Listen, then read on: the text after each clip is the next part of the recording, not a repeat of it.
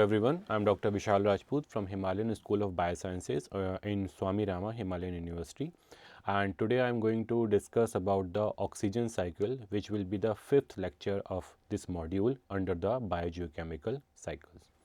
So to begin with, first of all we will talk about some important aspects of the oxygen, such as it is present in large quantity, approximately 20.95 sorry.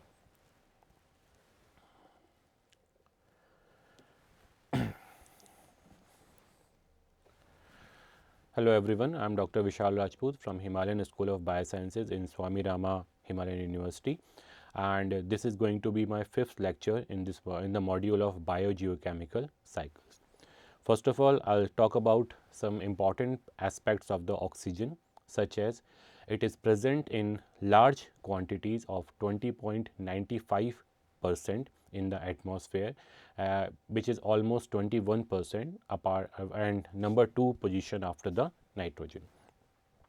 And it is found in the bound state in the water also, which is also known as the dissolved oxygen. So oxygen is found in two forms. One is in the free form, which we breathe, and aquatic animals, they breathe on the dissolved oxygen, which is found in the dissolved form. Well, oxygen is also found in the ozone layer, which is found in the outer stratosphere of the atmosphere, which protects us from the from ionizing short wave radiations, which we also known as the ultraviolet radiations. Ultraviolet radiations are highly dangerous to us, and they can even damage our gene pool, or we can say the DNA. So oxygen is also giving us life. Moreover, it is also protecting our life. Moreover, oxygen also occur in combined state as carbon dioxide and water. So there is a huge amount of oxygen present in the ecosystem and found in various forms of the conditions. Now further, according to the Earth history, oxygen gas was first introduced by cyanobacteria through the process of the photosynthesis, and this event changed the fate of this particular globe of the according to the Earth's history, oxygen was first introduced by the cyanobacteria through the process of the photosynthesis, and that particular moment changed the fate of the Earth, because all the organisms, they came into the existence and they could survive because of the presence of the oxygen. Earlier, around 4.6 billion years ago, there was no life on the planet Earth because the atmosphere was devoid of oxygen, and later there was a gradual increase in the oxygen level. Today, oxygen is freely available in air and also dissolved in water for the use of the terrestrial animal as well as the aquatic animal. It is the second most abundant gas present in the atmosphere and also the most common element of the human body. Now, it plays an essential role in the most life form on Earth and also serves as an essential element in biomolecules such as protein as well as the nucleic acid. So, by this you can understand the importance of the oxygen. Further, there are certain sources of the oxygen, those are providing the oxygen, such as in addition to source of atmospheric oxygen comes from the photolysis, where by high energy ultraviolet radiation breaks down atmospheric water and nitrite into component atoms. The free hydrogen and nitrogen atoms escape into the space, leaving oxygen into the atmosphere. The similar phenomena I have explained with the help of the equation given below. Now, oxygen is in the atmosphere is in the state of the dynamic equilibrium, where plants and animals take oxygen for the respiration. Now, why I use the word dynamic equilibrium? Because both the component animal and the plant, they exchange the oxygen, or they are in a equilibrium condition, and they are essential for the survival of the each component. Basically, oxygen is also used in the combustion of various components. Basically, we can say that oxygen is required for the combustion. Without the oxygen, presence of the oxygen, no fire can take place. Now, oxygen is utilized by plants as carbon dioxide and water during the photosynthesis. Microbial oxidation produce variety of oxides utilizing atmospheric oxygen.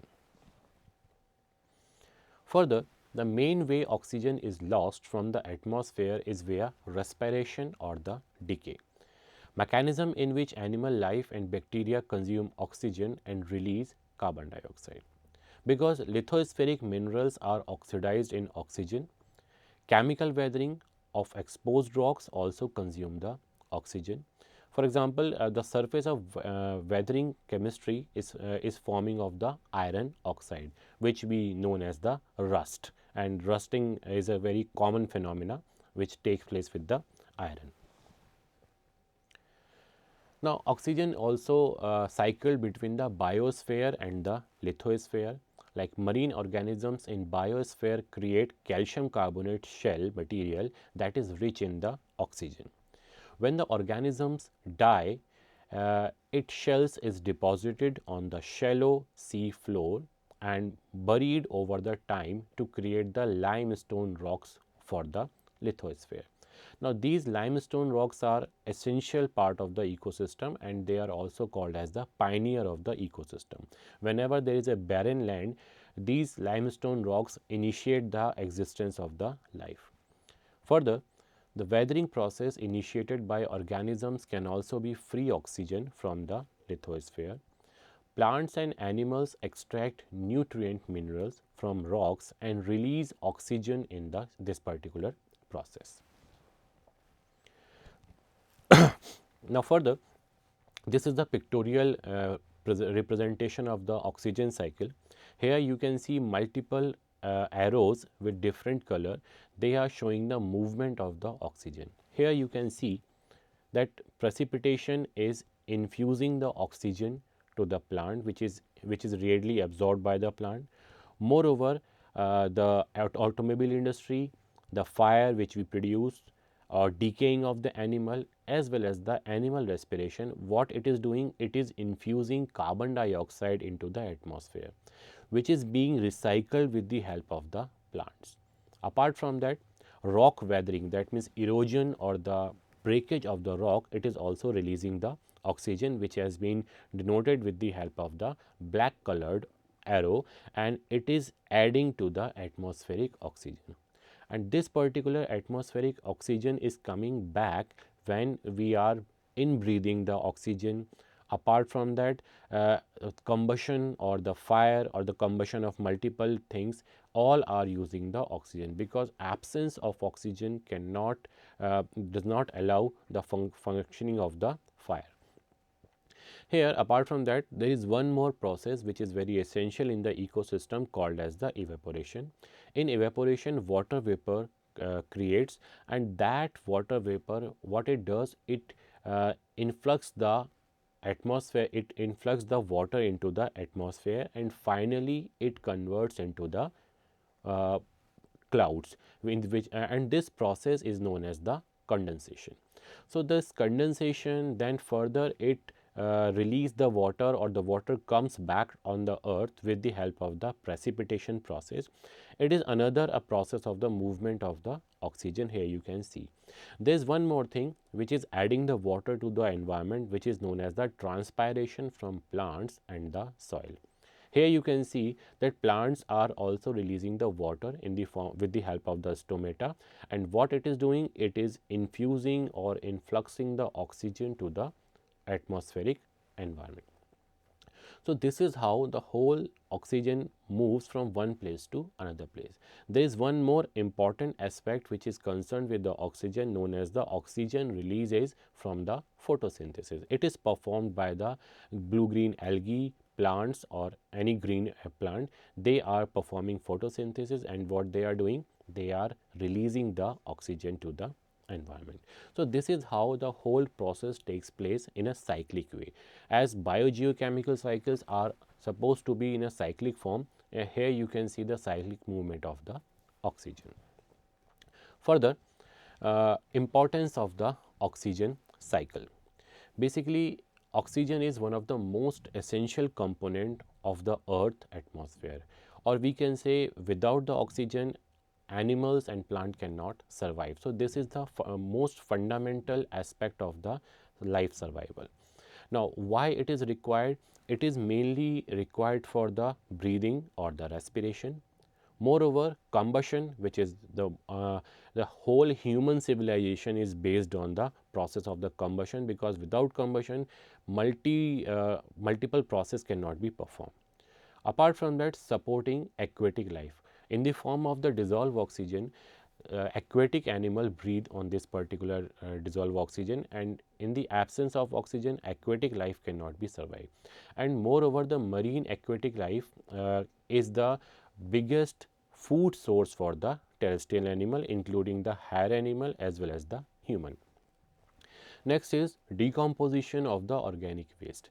For the decomposition of organic waste, it is oxygen is also essential, because in the absence of this particular, decomposers cannot perform their activity. And as we have been seeing in many biogeochemical cycles, that decomposition is the process by which multiple minerals are coming back to the cycle or the ecosystem. Otherwise, they will remain in the captive condition in the body of the animal as well as the plant. Moreover, oxygen is an important element required for life. However, it can be toxic to some anaerobic bacteria. Basically it can create some toxicity to the anaerobic bacteria. The oxygen cycle is mainly involved in maintaining the level of oxygen in the atmosphere. Ultimately, cycling is the most important thing. Movement of particular element from one biosphere to another biosphere, or one biome to another biome, is the most important thing, because in the absence of cycle, particular element may get accumulated in a particular area, or scarcity can be reported in another area. So uniform movement or the uniform distribution can be performed only with the help of the cyclic movement, and where the biogeochemical cycles are the important one. Now, several human activities can hamper the movement of the oxygen cycle as well as the movement of the oxygen cycle, where the human impact on the oxygen cycle is mainly related to the increased level of carbon dioxide in the atmosphere due to the burning of fossil fuels and the deforestation. Now, burning of fossil fuel and deforestation, they are the worst process which being performed by the human at a very high level, because in today's condition we are burning millions of the tons of the million gallon or million tons of the coal or the fossil fuel, and we are infusing a huge amount of carbon dioxide in the environment. Moreover, deforestation or the eradication of the forest is also adding or worsening the situation to the system, and due to this, the share of oxygen is depleting. As I have already mentioned in the first slide, that the ideal ratio of the oxygen should be between 20 to 21%, but adding of the carbon dioxide may reduce the share of the oxygen, and it can be or it may be suffocating to all the living organisms as well as the plant. Further, this leads to a decrease in the amount of oxygen available for the living organisms to breathe, which can also be called as the suffocation. Additionally, human activities such as industrial processes and agriculture can release chemicals into the atmosphere that can disrupt the natural balance of the oxygen cycle. Countless chemicals, toxic chemicals, pesticide, herbicide, weedicides are being released every day to the environment, and what they are doing, they are causing the depletion of the oxygen level because of their toxicity. So basically, almost all the activities of human is having a negative impact of the oxygen cycle as well as the health of the plant and the individual. So what we can do, we must protect the forest, or we should encourage the plantation of the trees. This is the only resort by which we can make the balance or the dynamic equilibrium of the oxygen in a balanced way or in a balanced condition. So, this is the most important thing. And to conclude this presentation, I would like to mention one thing, that oxygen is necessary, essential, and conserving the oxygen is also essential. Thank you very much.